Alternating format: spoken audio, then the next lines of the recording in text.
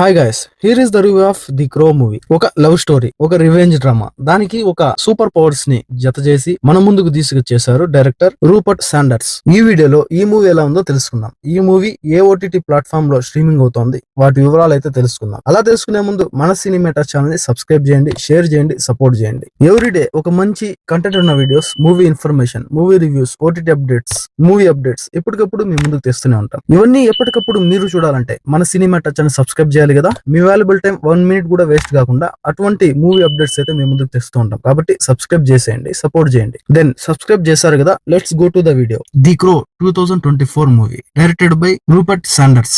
Bill Skarsgard, FKA twigs main role లో act చేసిన ఈ మూవీ ఎలా ఉందంటే బాలేదు. సినిమా ఒక రివెంజ్ డ్రామాగా ఒక లవ్ స్టోరీని యాడ్ చేసి అలా వెళ్ళిపోతూ ఉంటది. దానికి సూపర్ పవర్స్ తోడైతే ఎలా ఉంటుందనేదే ఈ మూవీ. కానీ అలా వెళ్తున్న ఈ మూవీలో అర్థం కాని సీన్లు, అర్థం కాని సందేశాలు, సంబంధం లేకుండా ఎలానో ఉంటాయి. సగటు ప్రేక్షకుడికి ఈ మూవీ అర్థం చేసుకోవడం చాలా కష్టమనే చెప్పాలి. మూవీ చూస్తున్నప్పుడు చాలా కన్ఫ్యూజన్ కి అయితే గురవుతాడు. అవి అర్థం చేసుకోవడం చాలా కష్టం. కొన్ని సన్నివేశాలు అయితే తికమక పెడతాయి. ఆ సన్నివేశాలకి సరైన కంక్లూజన్ ఇవ్వడంలో డైరెక్టర్ విఫలమయ్యాడనే చెప్పాలి. ఈ మూవీకి నా రేటింగ్ వచ్చేసి 1.5 out of 5. ఇక ఈ ది క్రో మూవీ స్టోరీ చూసుకుంటే గనక, ఎరిక్ డ్రావెన్ ఒక కేసులో జైలుకి వెళ్లాల్సి వస్తుంది. షెల్లీ వెబ్స్టర్ ఒక డ్రగ్స్ కేసులో అదే జైలుకి వెళ్తుంది. అక్కడ మేల్ అండ్ ఫీమేల్ కలిసే ఉంటారు ఆ జైల్లో. అప్పుడే ఎరిక్ కి షెల్లీ పరిచయం అవుతుంది. ఆ పరిచయం కాస్త ప్రేమగా మారుతుంది. షెల్లీ కోసం డానీ హస్టన్ వాళ్ళ గ్యాంగ్ అయితే వెతుకుతూ ఉంటది. అలా వెతికే క్రమంలో ఆ జైలుకి అయితే రావడం జరుగుతుంది. అప్పుడు ఆ గ్యాంగ్ నుండి ఎరిక్, షెల్లీ తప్పించుకుని ఆ జైలు నుండి బయటపడతారు. కానీ షెల్లీ కోసం డానీ హస్టన్ అయితే వెతుకుతూనే ఉంటాడు. షెల్లీకి బయట కొంతమంది మిత్రులు ఉంటారు.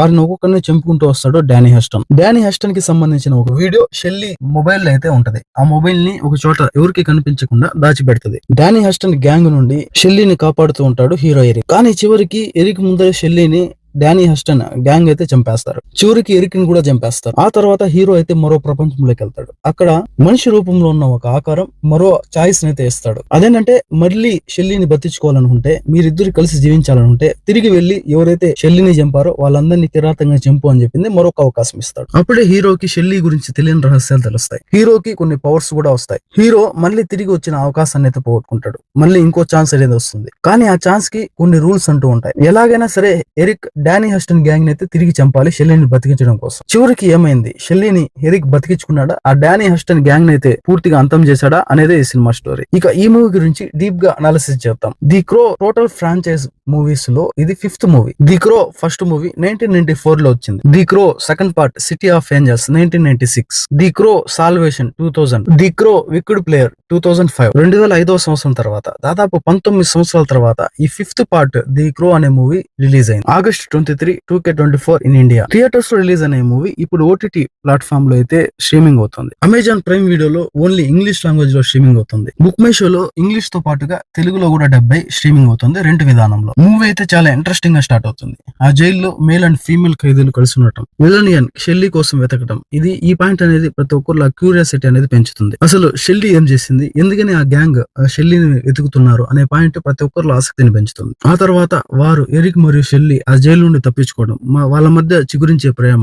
ఎరిక్ చిన్నప్పటి నుండి కూడా చాలా సోలోగా జీవిస్తాడు. నిజమైన ప్రేమ అతనికి ఎప్పటికీ అందదు. అలాంటప్పుడే షెల్లీ ఒక ప్రేమ రూపంలో తనకు దగ్గర అవుతుంది. ఉన్నటువంటి షెల్లీని పోగొట్టుకుంటే తిరిగి తన ప్రేమికురాలని కాపాడుకునే ప్రయత్నంలో ఏ విధంగా విలన్ గ్యాంగ్ ని చంపాడు అనే పాయింట్ చాలా ఇంట్రెస్టింగ్ గా ఉంటుంది. కానీ డైరెక్టర్ శాండర్స్ మాత్రం ఆ తీసే విధానంలో పూర్తిగా విఫలమయ్యాడు. చూసే ఆడియన్స్ కి అర్థం కాని సీన్స్, అర్థం కాని పాయింట్స్, లాజిక్ లెస్ సీన్స్ చాలానే ఉన్నాయి. చనిపోయిన తర్వాత మరొక ప్రపంచంలోకి వెళ్ళడం, అక్కడ తిరిగి ఒక ఛాన్స్ అయితే తగ్గించుకోవడం, తిరిగి మళ్ళీ ఛాన్స్ ని తగ్గించుకోవడం, ఆ తగ్గించుకునే ప్రయత్నంలో అతనికి ఏ విధంగా రూల్స్ అయితే ఉంటాయి, తిరిగి తన ప్రేమికురాలను షెల్లీని ఏ విధంగా దక్కించుకున్నాడు అనే పాయింట్ వినడానికి చాలా బాగుంది. కానీ తీసే దాంట్లో పూర్తిగా చాలా కన్ఫ్యూజన్ కి అయితే గురి చేశాడు ఆడియన్స్ ని. విలన్ కి కొన్ని అతీంద్రియ శక్తులు ఉంటాయి. ఆ శక్తులు ఏంటంటే, ఎవరైనా చెవులో వెళ్లి ఒక మంత్రం చెప్తే ఆ విలన్ వశమైపోతారు. అతను ఏం చెప్తే అది చేస్తారు. చాలా కన్ఫ్యూజన్లు అయితే ఉన్నాయి ఈ మూవీలో. అర్థం కాని సీన్లు, అర్థం పర్థం లేని సీన్లు, కన్ఫ్యూజన్ గురి చేసే సీన్లు అయితే చాలానే ఉన్నాయి. ఇక బోల్డ్ సీన్స్, బ్రూటల్ సీన్స్ చాలానే ఉన్నాయి. ఎందుకంటే చిన్నపిల్లలు ఫ్యామిలీతో కలిసి ఈ మూవీ చూడకపోతేనే మంచిది. అదే సంగతి ఈ మూవీ గురించి. నెక్స్ట్ వీడియోతో మళ్ళీ కలుద్దాం. Stay tune. Thanks for watching. Please subscribe and support.